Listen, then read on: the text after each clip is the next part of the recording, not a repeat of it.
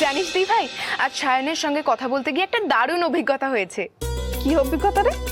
দেখ, আমি তো ভেবেছিলাম সায়নকে বলবো যে বিথির সঙ্গেও বিয়ের কথাটা না ভাবে। হ্যাঁ, সে কথা তো তুই বারবারই বলে আসছিস। কিন্তু জানিস তো, ওর কথা শুনে না আমার মনে হলো বিথির জন্য ওই উপযুক্ত জীবনসঙ্গী। বাহ, এ তো খুব আনন্দের কথা রে। দাঁড়া, আমি কথাটা এক্ষুনি বিথিতে জানিয়ে আসি। হ্যাঁ, এই না না না না না, এখনই ওকে জানানোর কোনো দরকার নেই।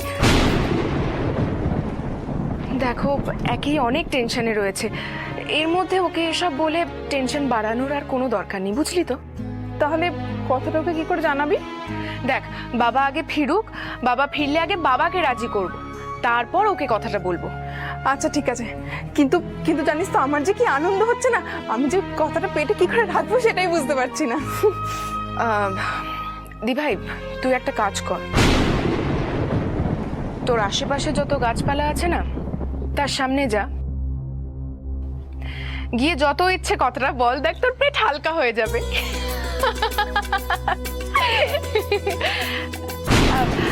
আমি না তোকে পরে ফোন করছি, হ্যাঁ রাখছি এখন। আচ্ছা ঠিক আছে। এই শোনো না, শোনো শোনো, এদিকে এসো। তুমি এখন আইসক্রিম খাবে? দিদা এসেছিলেন, আমরা অনেক গল্প করলাম আর আইসক্রিম খেলাম। কি ব্যাপার বলো তো, তুমি এত খোশ মেজাজে, কি হয়েছেটা কি? তোমাকে একটা কথা বলবো? হ্যাঁ বলো না। আমি না সায়নকে ভুলই বুঝেছিলাম। ওর কথা শুনে আমার এখন মনে হচ্ছে নিজেই তোমাকে সঙ্গে করে নিয়ে বিথি আর সায়নের বিয়েটা ঠিক করে আসি। তেমন হলে না হয় মাকে আমি পরে সব বলে দেব, তাতে তোমাকেও আর সায়নকে বারণ করার কথাটা ভাবতে হবে না।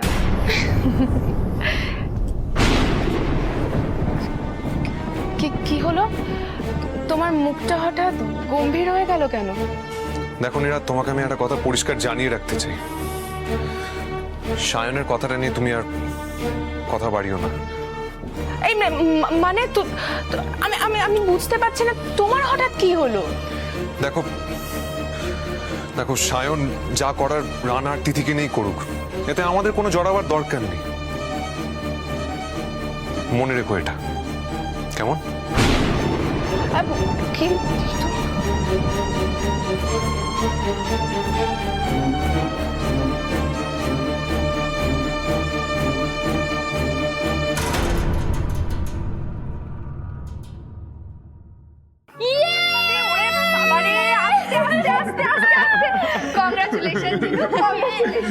দেখেছো আমাদের ঝিনুক কি সুন্দর রেজাল্ট করেছে? হিস্ট্রিতে 91, ম্যাথসে তো ফুল মার্কস। ফাটাফাটি তো।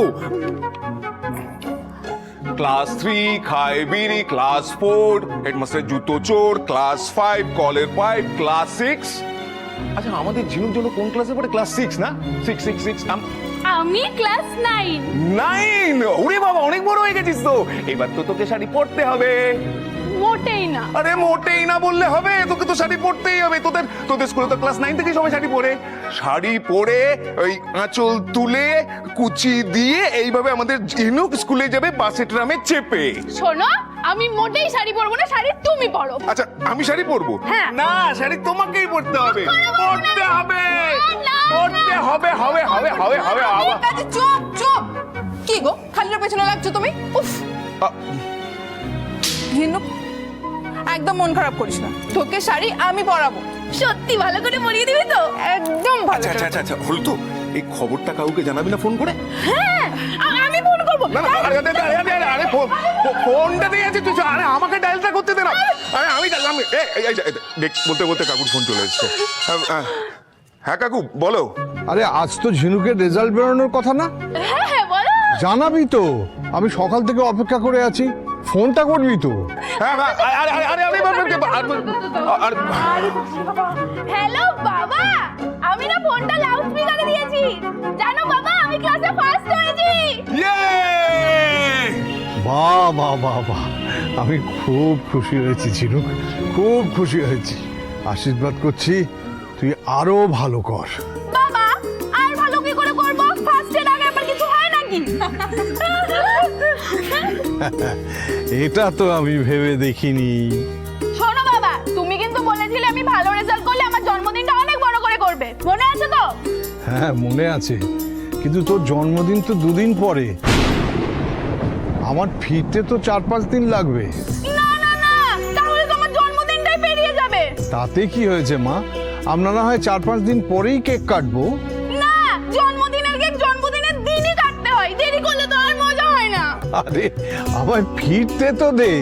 ও বাবা, তুমি প্লিজ কালকে ফিরে এসো না বাবা, প্লিজ। আমারও তো খুব খারাপ লাগছে রে, এই আনন্দের সময়টা তোদের সঙ্গে ভাগ করে নিতে পারছি না বলে। প্লিজ বাবা, প্লিজ। তুই তুই তুই তুই আমাকে দে, আমি কথা বলছি কাকুর সাথে। কাকু বলছি কি, ঝিনুকে তো আশা করে বলছে ওর জন্মদিনের দিনই পালন করি না।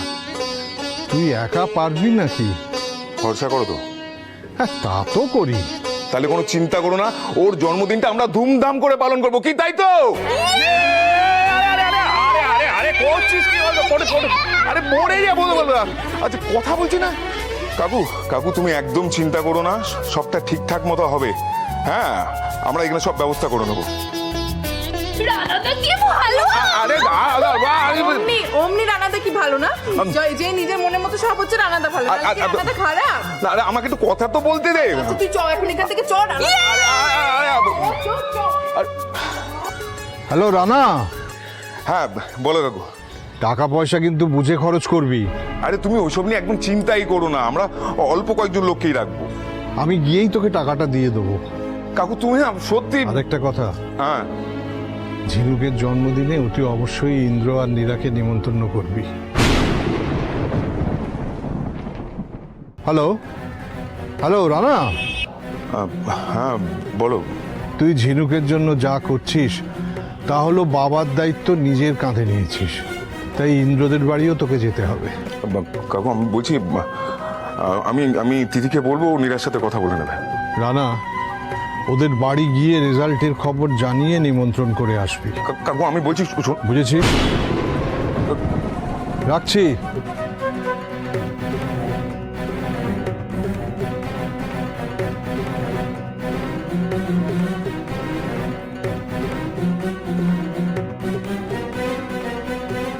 ইন্দ্রর বাড়িতে নিমন্ত্রণ করতে যেতে হবে, এটা আমি কি করে করব? এই সুযোগে যদি ইন্দ্র আর রানার সম্পর্কটা ভালো হয়ে যায় তাহলে আমি খুব খুশি হব, ডাবল খুশি। হ্যাঁ, আজকে অনেকদিন পর ছেলেটা ভালো আছে। আসলে জ্বর ছিল তো, তাই একটু মাথা ব্যথা ছিল, মেজাজটা খিটখিটে হয়েছিল।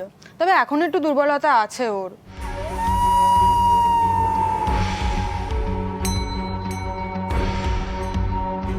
আসতে পারি? আবির যে, এসো এসো এসো এসো। একটা সুখবর আছে, তাই এই মিষ্টি। কি আনন্দের খবর? হাতে আবার মিষ্টি কেন? অনেক কষ্ট করে অনেক খুঁজে একটা চাকরির খোঁজ পেয়েছি। আমি জানি এই বাড়িতে আমার কোনো জায়গা নেই, তবু আপনাদের জানাতে এলাম, কারণ এই সুখবর শেয়ার করার মতো আমার আর কেউ নেই। সত্যি কথা, এতদিন এই কথা আমি উপলব্ধি করতে পারিনি, কিন্তু তন্দ্রাকে হারাবার পর আমি খুব ভালো করে বুঝতে পেরেছি আমার খুব বড় ভুল হয়ে গেছে।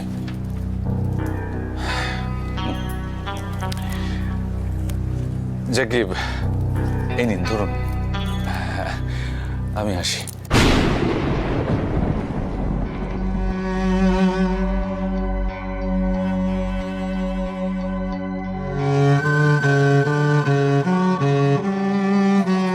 কেউ ডাকছে না কেন? আবারও কি তীরে এসে তরি ডুববে?